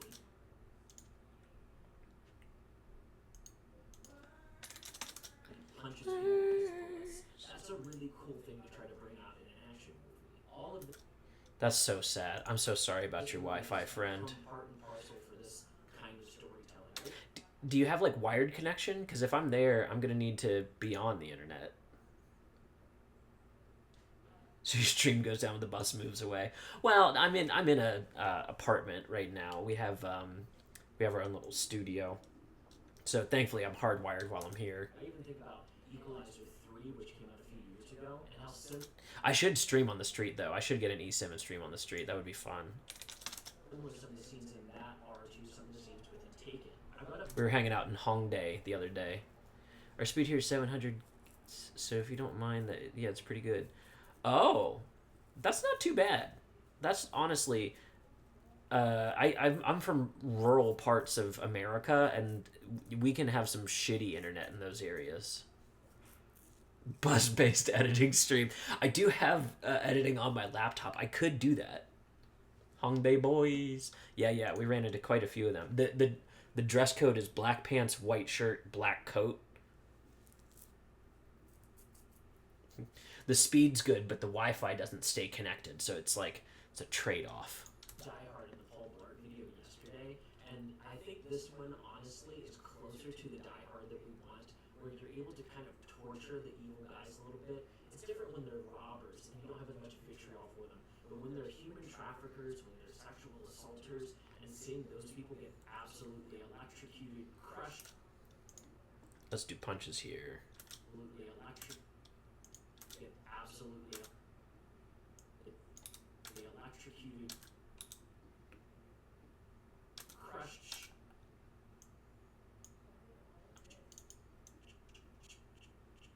shot, punched out,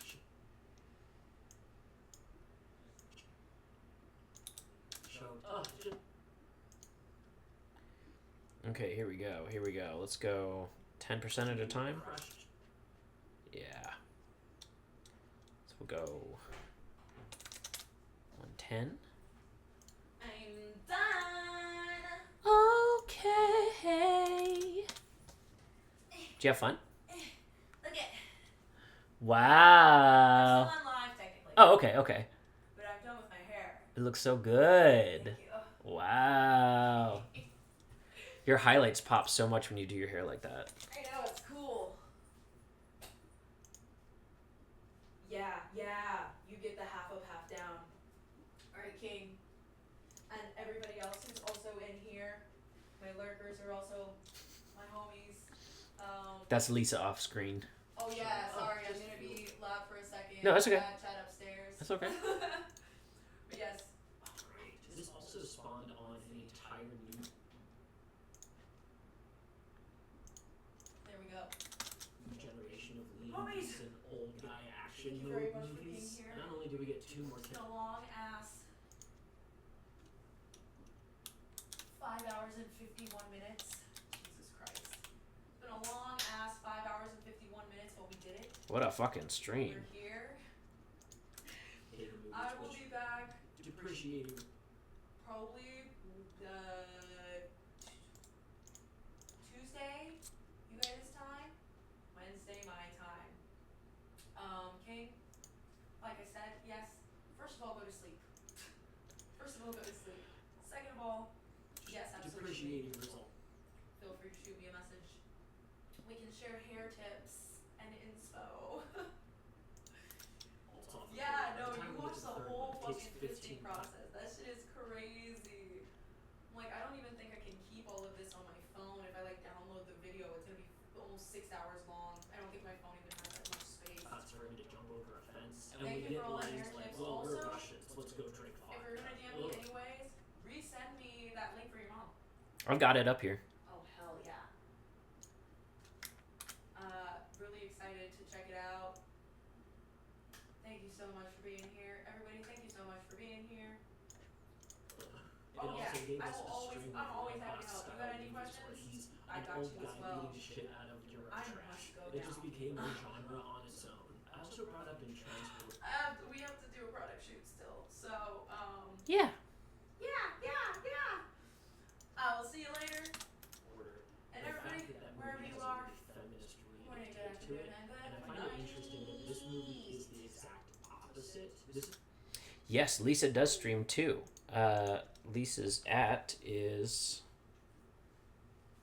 as follows. As soon as I get to Lisa. that, is that? That's I got 2 restrictions on my live. Did you? Yeah.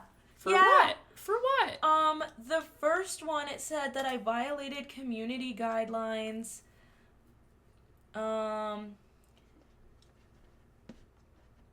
It just says your live contains themes. Oh. It was because I talked about the K-pop industry. Oh. Because I was one of the girls was like, "Oh, I really can't get behind K-pop because of the racism," and I was like, "I understand completely what you mean. Fair. There are some leaps and bounds that have happened in recent years, but I totally respect you. But I did kind of get into it a little bit. And then they restricted my visibility because they said that I had talked about drugs. Because I was talking about our fucking bags and talking about the weight in kilos. And I was like, that's racist. What, just because I'm black? You Whoa. and said kilos? You think I'm talking about drugs? Whoa. So I got 2 restrictions. Damn. Mm-hmm. But I made a new friend from Australia. what? Number 8. They're in film school. Oh shit, that's awesome. I went to film school. I'm gonna come and be annoying for a second. No. You ain't gotta move. I'm just gonna. No, I'm just squaring up the camera. Ah, fuck. Every time. Bonk. Every time. Hi. See? It's all square. Guest stream. I literally just finished my hair. That's all I've been doing for the past 5 hours, basically. I can't say the 6 hours because technically I was eating food for part of that time. Did you save Seth? Yeah, you better save, homie. Oh, my Premiere auto saves. I can't lose anything. Thank you so much for saying my hair looks amazing. I don't have any hair products right now, so the shrinkage is crazy. But I'm still pretty happy with it. Yeah. And I mostly just put it into twists so that we can do a product shoot for my jewelry. So I'm probably going to put it half up anyways. So the shrinkage is just not really going to matter. Thank you. I literally dyed it one time, like 2 years ago. I dyed the ends like really light. And then the rest of it, I just kind of did a little bit of a botch dye job. And it grew out to be a really fucking cool ombre. So I can't complain. Want that because his mission is pure. He's a father trying to rescue his daughter. Thank you, Kubushime. I appreciate you. Kubushime is my streaming buddy. They've been in the last 3. Hell yes. We love to see it. I think that's where the phrase really starts. How's things going over here? I'm almost done. Perfect timing. Yeah, I was really hoping that I would get done with my hair like an hour ago so that we still had natural light, but No, that's okay. what kind of food you want? I was gonna get us a pizza. I want a pepperoni pizza. Yeah, you got it. Because I was thinking we could put the order in and then like shoot around outside a little bit. Okay, yeah, I'm down for that. Are we gonna try and? I don't know when the actual sun like sets, but do we want to try and like? Ugh. I guess we could technically use this one. If you want to charge that. Yeah. I'll charge it, and then we can take this one. Okay, guys. Bye. Bye. I mean, you'll still hear me. It's not like I'm actually going anywhere, but I am going downstairs. Audio only guest now. Number 8 says bye. Oh my God. Bye. I'm there in spirit. Oh, you headed out, Kubi? You headed out, Kubi? I will, I'll see you tomorrow. I'll stream my shit tomorrow. Hopefully I see you tomorrow. Hard to watch, as Lenore is being absolutely terrible as a mother to be around. Her characterization is totally infantilized, totally like mom aggro.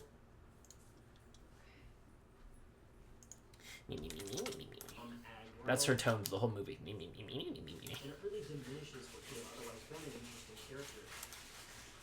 Was on a shoot on Sunday. We shot half a scene in the morning, half in the... Hell yeah. Excellent. Was this one of yours, or are you working with somebody else? I'm imagining there's a lot of collaboration amongst students there. Or maybe she broke up with him because he doesn't listen to women at all, and that could have been this thing to overcome. Instead, he... I would say we should go to Australia, but honestly, I'm scared of their wildlife. Fair. He's right about everything, all the time. He's always right. It's for a film festival you're producing. Oh, hell yeah! I was talking about 72 Fest earlier in the stream. It's like a timed movie festival where you get an assignment Thursday night and then you have to write it, shoot it, cut it, and turn it in by Sunday night within 72 hours. I love doing those. That was so much fun. Ooh. Chippy. I don't know what it tastes like, but... This reminds me of something.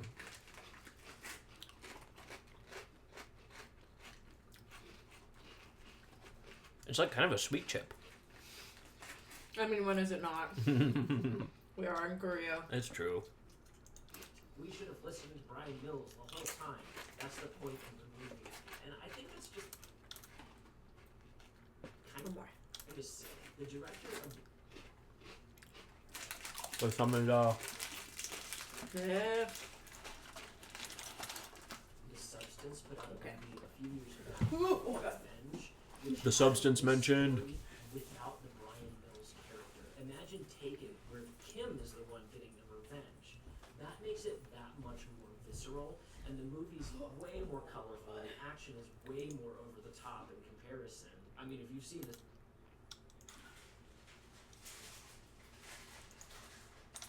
The Substance, I highly recommend checking that one out. Oh.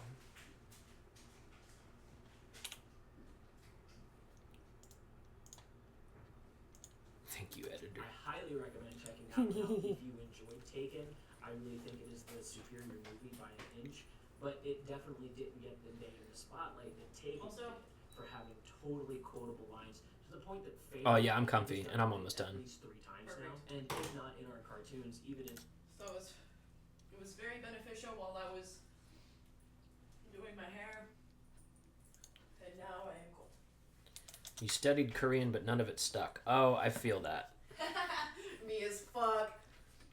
I've been on and off studying this language since I was 12, and I still can't say many things. parody movies. They tried to ape the scene that was invented in this. Seeing it flow in context, I forgot how much that scene works. It is really, really well crafted to lead up to that point. The lighting is super moody. The meme just creates itself. Enjoy your food, number 8. This one deserves You have a good one. I'm jumping off here in a minute anyway, so your timing's perfect.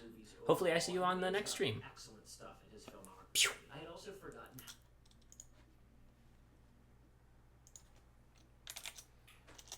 Okay. how Okay. charming he can be. There are times where when he's smiling it up as a dad and working with the other singer, there are really cute moments that this movie brings some heart to him.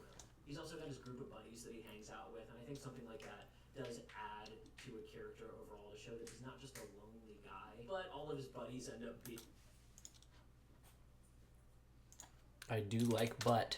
being just Brian Mills clones anyways, and I don't know, maybe it's just the old film rescue host in me that wants a little bit more out of our really, really good stuff. Apparently the world thought this King Von popping in and out. I see you over there, buddy. was good stuff because this movie made all of its money back and then some. That makes sense why they greenlight 2 more of these movies, but I really feel like if you need another trilogy, the Equalizer trilogy's doing this stuff a little bit better and a little more interestingly. And then, like I said, Revenge is the one to check out if you want the amped up to 11 version of the story. I'm definitely not begrudged to turn this movie off if it's on TV. The action sequences are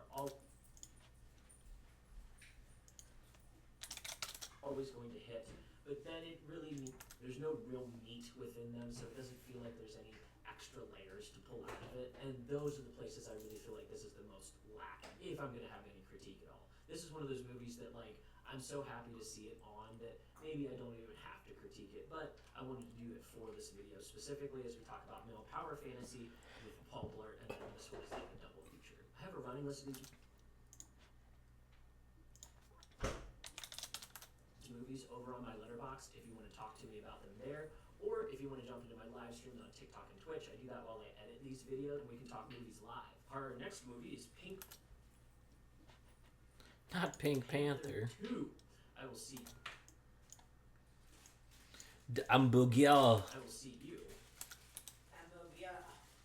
The Booga. I do love Steve Martin, though. He is fucking funny. Yeah.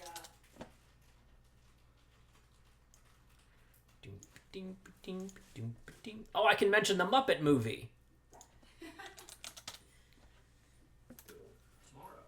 Because he's got a cameo in that.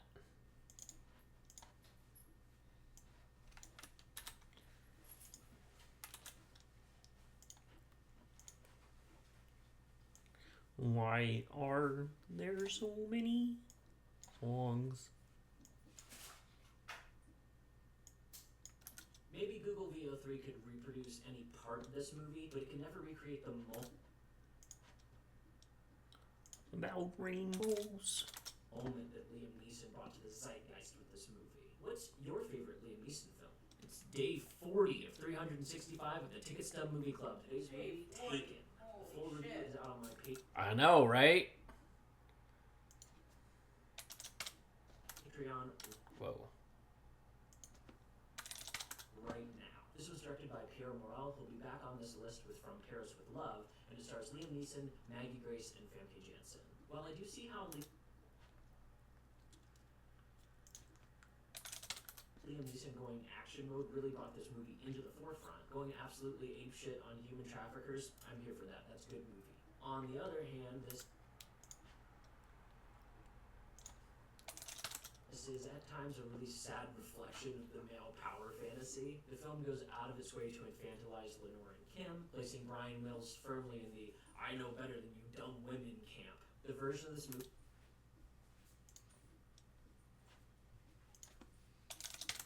where he learns to listen to women and they improve his life a little bit, that's the real 10 out of 10. I have a running list of these movies over on my letterbox. And we can talk movies live. Our next movie is Pink Panther 2. I will see you. What actress is in Pink Panther 2? Actress? Yeah. That's a great question. Who's the family in that? Emily Mortimer.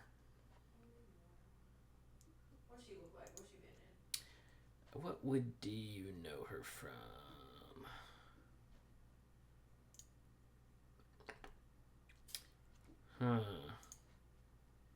She's got one of those faces like you would recognize her to see her face. Oh, did you ever see Hugo? Oh, yeah. She played Lisette in Hugo. I feel like there was...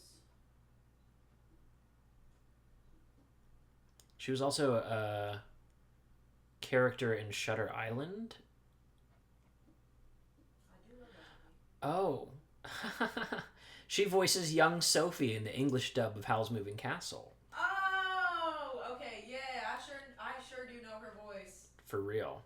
I sure do know her voice.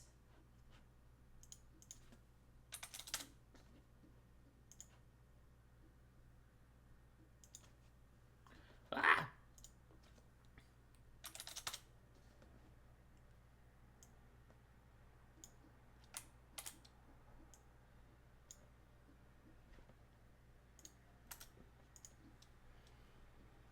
I will see you tomorrow. We had to wait for so long. So long.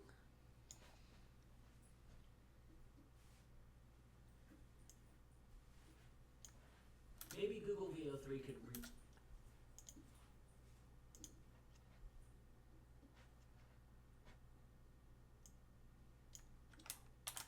God damn it. Stop doing that, Seth.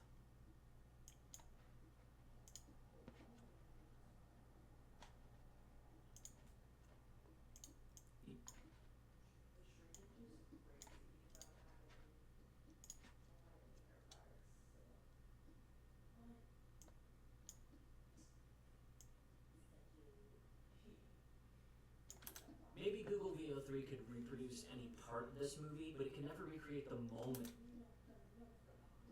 Okay. That's it. That's it. That's the end of the stream. That's 2 hours. That's plenty. Bye, everybody.